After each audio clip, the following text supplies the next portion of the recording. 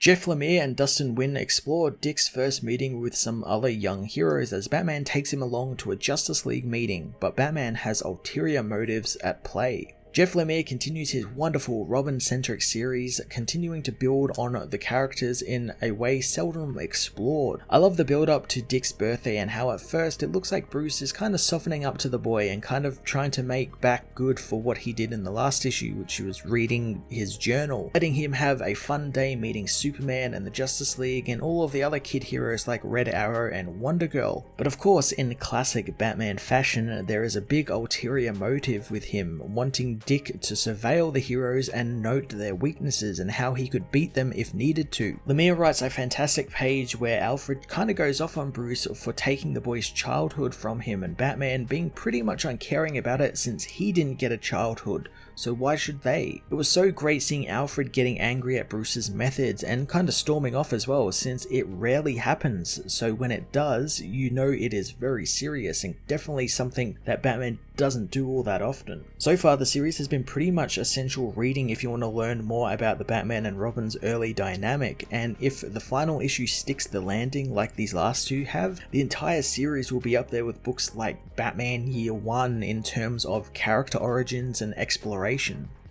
Dustin Nguyen continues with his just amazing watercolors for the story, continuing the really dreamlike nature of the book, and like I said in my last review, he always does this thing where the backgrounds are left blank, and it's a great creative point since it focuses all your attention on the characters and the drama going on with them, and it just looks fantastic. Robin and Batman issue 2 continues to be an amazing look at Dick Grayson's early life as Robin, exploring his early team-ups with other young heroes while also confronting Batman's less than ethical approach to child rearing. I'm going to give this issue a 10 out of 10.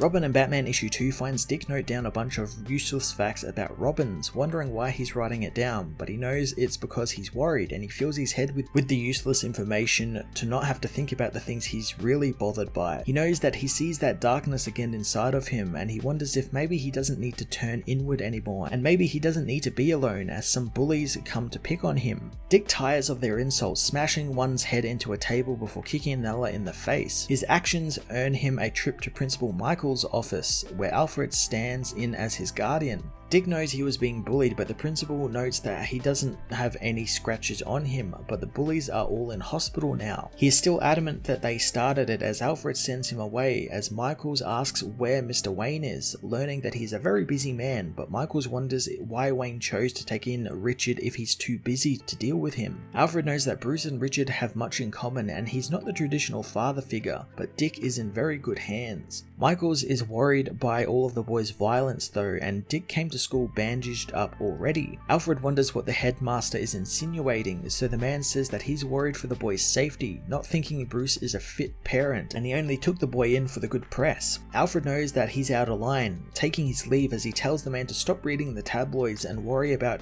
keeping his students in line. On the car ride home, Dick apologizes to Alfred, but the man knows that the other boys started it after all. Alfred wants to put all that in the past since it's Dick's birthday after all, gifting the boy a new journal he can vent into. He knows what Bruce did was wrong and he shouldn't have invaded the boy's privacy, but in his own way he meant well since he was trying to connect to the boy and show him he cared, something Bruce has a hard time showing. Alfred doesn't want Dick to have that problem and he wants the boy to be himself, not Bruce Wayne. Heading to the Batcave, Dick and Alfred are told they are running late by Bruce, but Alfred tells him that there was an after-school activity, but they are there now and they haven't had Dick's birthday dinner yet. Bruce suits up, knowing that they are leaving Gotham tonight. Dick wonders why they aren't going after Killer Croc, but Batman tells him that there is something they need to do, awkwardly apologizing for reading his journal as he gives Dick his new costume. Dick knows that it's perfect as he is told by Batman that he has a present for him and he'll explain on the way up. Batman takes Robin to the Justice League Watchtower, welcoming Robin to the station. Robin is surprised since this is the first time Batman has called him Robin. Batman reminds him of what they talked about as Robin meets with Hawkman and Hawkgirl, with Carter hoping that Batman would have seen better sense than to recruit a child. Batman knows that they need to think about the future since they won't be able to do this forever, thinking Hawkman would have approved of Robin's codename. Robin soon meets with the rest of the Justice League, with Superman welcoming him to the League. Batman doesn't want to get ahead of themselves, telling Robin that he'll be staying there with Hawkman on monitor duty. Carter isn't too happy about being left out of their mission, but Firestorm knows he can handle it, and besides, they have a new no shirt, no shoes, no mission rule. Wonder Woman tells Dick he can meet with the other young heroes and keep an eye on them, as Green Arrow warns him about Roy Harper. Robin goes to meet the rest of the young heroes, introduced to Kid Flash as Roy makes fun of Dick's name.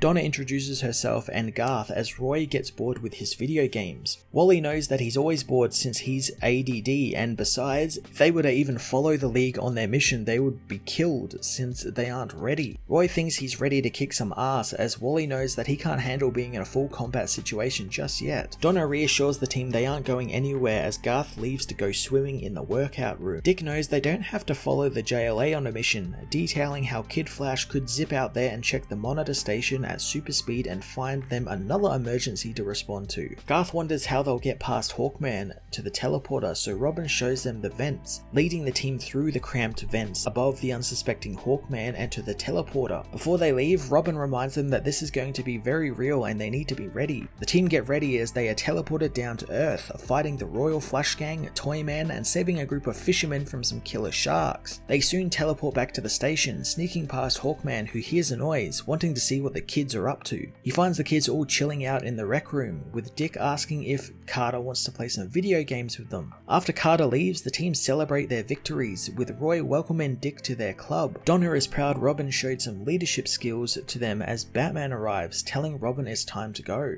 His new friends bid him farewell as they head back to the Batcave, and Dick eagerly tells Alfred that he met Superman and other young heroes as well as Wonder Woman, knowing that it was the best day ever. Alfred tells Bruce that it was a nice thing he did for the boy, as Bruce demands Dick give him a full mission report. Alfred is confused as Dick does so, detailing the other kids he met, listing off their weaknesses and how he could take them down quickly, impressing Batman. Alfred is shocked, asks how Bruce could do this. Bruce says that Robin is a soldier, not a mascot, and if he's going to be in the company of demigods, he needs to know how to defeat them just in case. Alfred tells him that they are all children and Bruce couldn't even let him have that, but Bruce doesn't care since he didn't get to be a child as Alfred storms off, calling Bruce a bastard. Batman tells Dick that he did a good job, wanting him to get some sleep since he's got school in the morning. Elsewhere in Gotham, Killer Croc leaves the sewer, going to a building his men have secured. He talks with someone, hoping they have something tangible for him this time, since it's not safe for him to be above ground like this. The person is revealed to be the Calculator, who knows that he wasn't going to come down to the sewers to meet him. Croc knows he's too fragile for that, demanding the stuff he paid for, so the Calculator says that it wasn't easy, but he found some things on the Flying Graysons, knowing that was indeed their real surnames, and their son was, as Croc suspected, Richard Grayson, who actually turned 12 today. He reveals that the boy was adopted last winter, and while he couldn't find out who did it, it was someone very powerful, obviously. Croc thinks that he is just wasting time, demanding to know what the man is keeping from him and how he can find Richard. Calculator relents, showing him the school Richard attends, so Croc leaves the warehouse, heading to the school Dick attends, as Calculator wonders if the villain feels like going back to school.